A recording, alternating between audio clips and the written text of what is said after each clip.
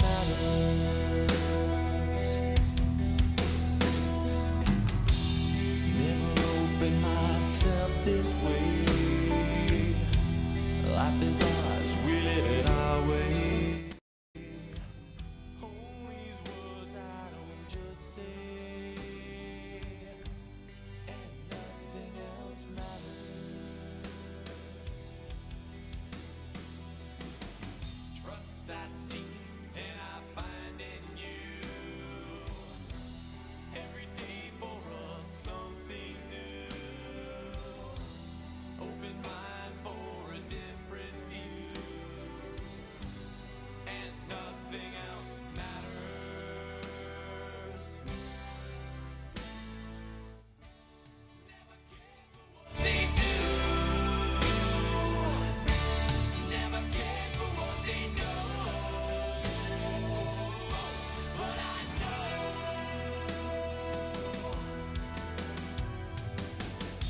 so close, no matter how far. It couldn't be much more from the heart. Forever trusting who we are, and nothing else matters. Never cared for what they do. Never cared for what they know. But I know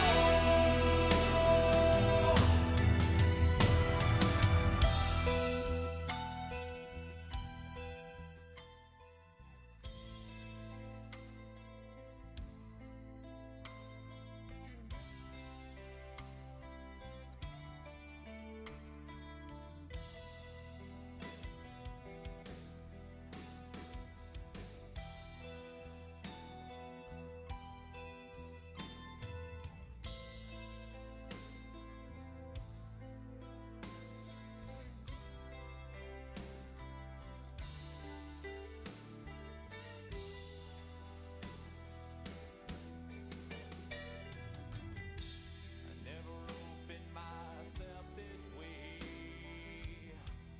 Life is ours, we live it our way.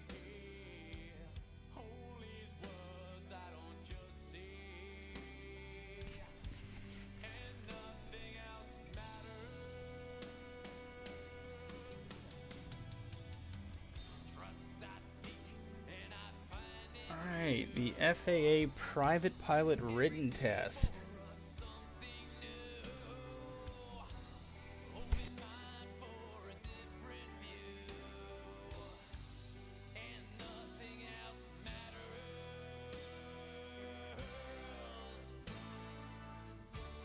Never cared for what they say. Never cared for games they play. Never cared for what they do.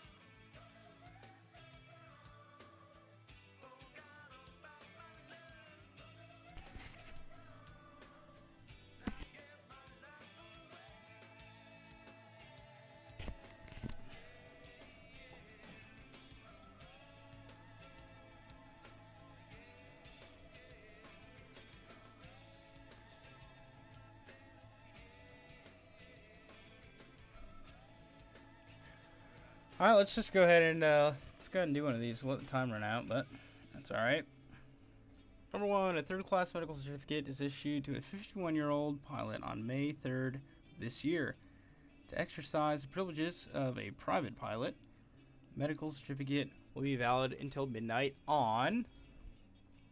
This is going to be May 31st, 2 years later.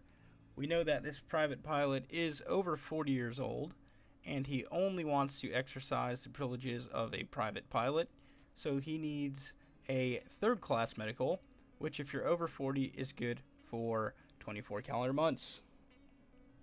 Which leaves us 2 years later.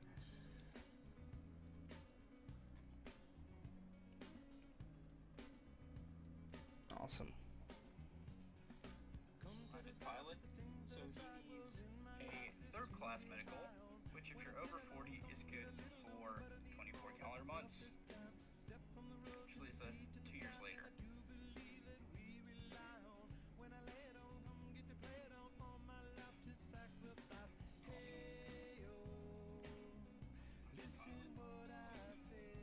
Whoops. Alright. Number 2, the pitot system provides impact pressure for which instrument? So, I mean, why don't I just draw it out? Let's draw the pitot system. We've got paint here.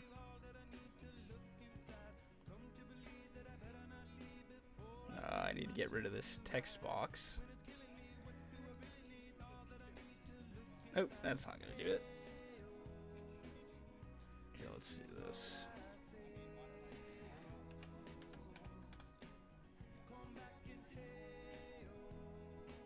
Alright, so I am a pilot. I am not an artist. So we're going to do our best here.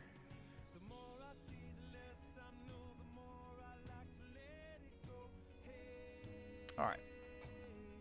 This looks a little big. Alright, so you've got 3 instruments on the pitot system. There's 1, there's 2, there's 3. Alright. So you've got your, let's see, we'll put our altimeter here, so we'll go ALT for altimeter. We've got our vertical speed indicator, and we've got our airspeed indicator. All 3 of these instruments use the pitot system, okay? Pitot system, you've got a static port, which is located outside of the airplane, which just measures the static pressure outside. And you also have a pitot tube. Okay. And all of these are connected to all of these, okay? All of the instruments connect to the static port, but only the pitot tube goes to the airspeed indicator. And the airspeed indicator, well, the airspeed is measured by the ram air, or that air going into the pitot tube, okay? So that air that's pushing in, as well as differential pressure from the static port. So I assume by impact pressure, they're talking about the ram air going into the airspeed indicator.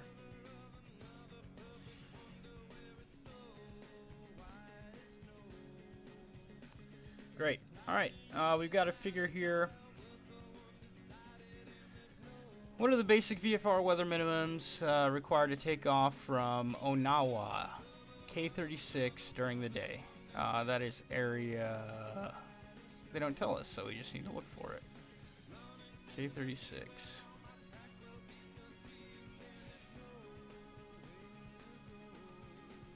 K36, I don't see it.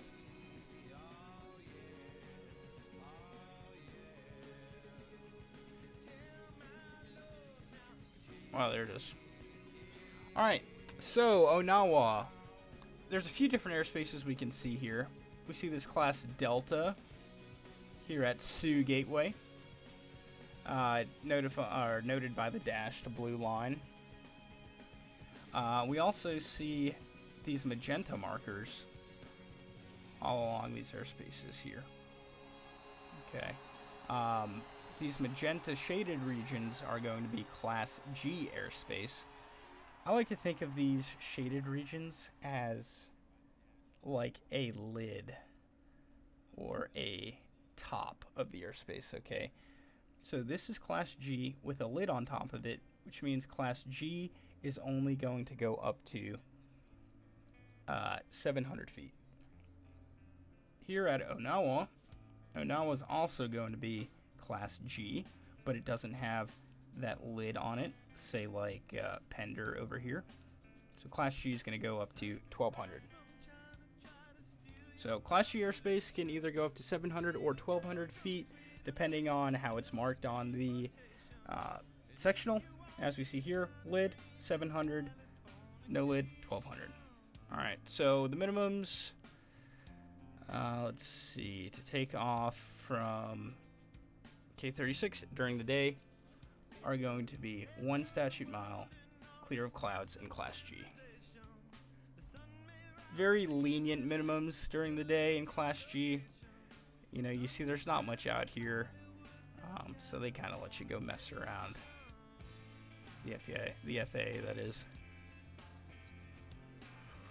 Alright, signals are issued as a warning of weather conditions hazardous to which aircraft. So, significant meteorological conditions, right? SIGMETs are going to be significant weather phenomenon. So these are going to be thunderstorms, ice can be included in that as well. That's going to be all aircraft, okay? I think they're trying to get you with this question with the SIGMETs. I think they want you to think about airmets, because airmets are issued to only small aircraft, but SIGMETs are to all. So SIGMETs, remember, significant meteorological conditions, so that's going to be hazardous to all airplanes. ADSB out equipment is required. Below the shelf Class C at an airport with a control tower. In Class Echo airspace at and above 10,000 feet MSL, excluding the airspace at and below 2,500. Class or ADSB is going to be required above 10,000 feet. It's also going to be required in Class Bravo airspace or within the Mode C Veil. A's kind of got me thinking a little bit. I'm not sure. I know you need it in the airspace. I'm not sure under the shelf. We're going to go with C. Who should not participate in land and hold short operations? I would say student pilots. Land and hold short operations can be very dangerous. I always thought about that when learning about them. Because in land and hold short operations, let's go ahead and clear all this. Oh, there's got to be an easier way. Alright, so say you've got 2 intersecting runways. Okay, so you've got one here. There's a runway.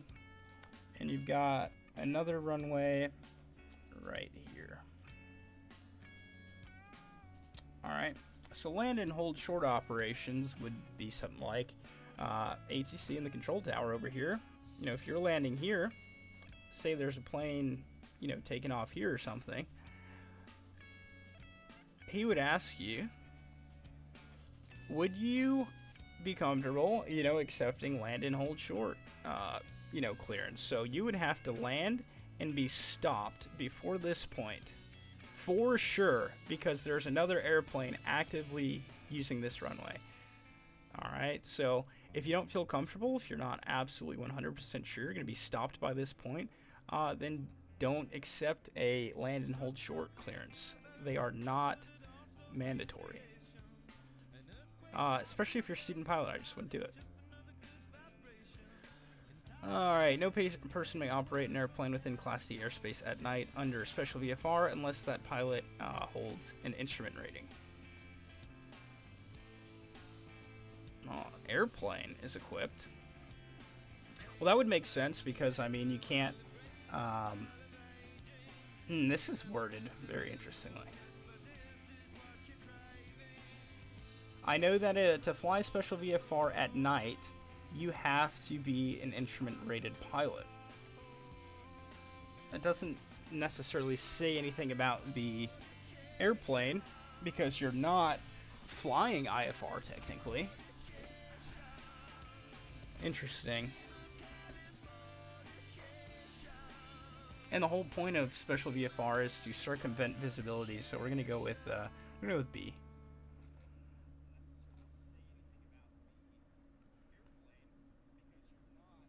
After takeoff, which airspeed would the pilot use to gain the most altitude in a given period of time? The most altitude in a given period of time would be Vy.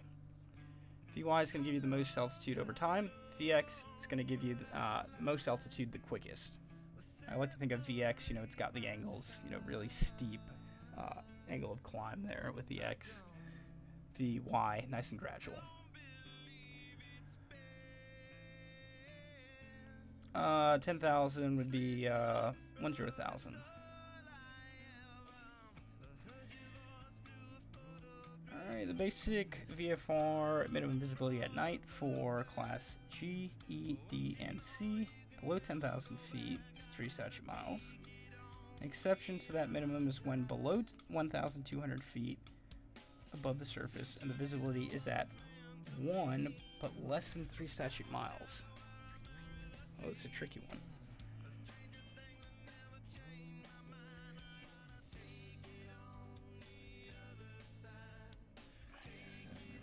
Just below. Okay, it's definitely going to be something with Class G. I know that for sure.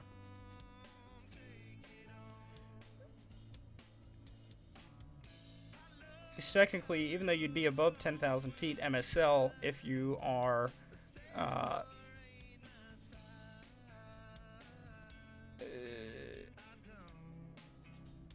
okay, yeah, and if you're below 1,200, you'd still be in the vicinity of a Class G airspace, which makes the minimums at night 1,152.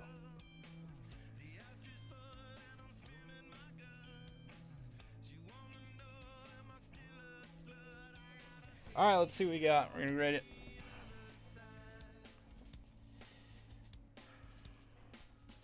Boom.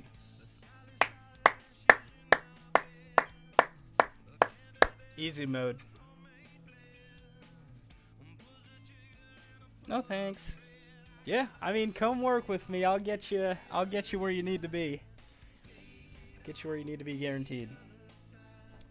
So, if you had any questions, leave them in the chat. Private message me. And, yeah. Cool. I'll be hanging out here a little bit longer.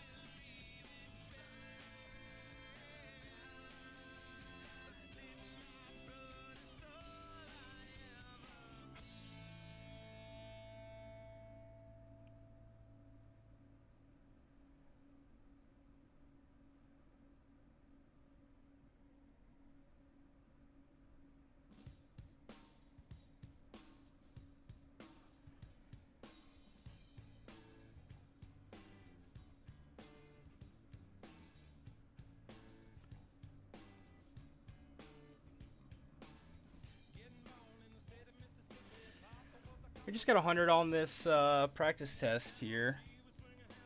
We can go over it if you guys want to see what we done talked about.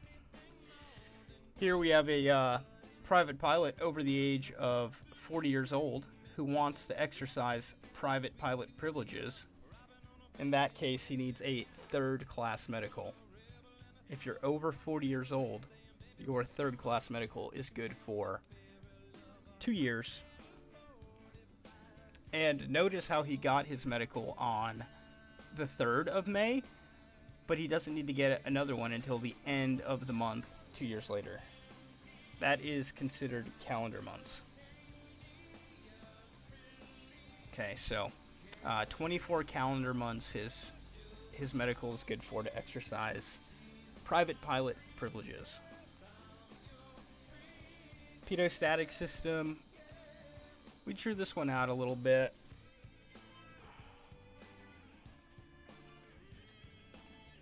Can do it again if you'd like.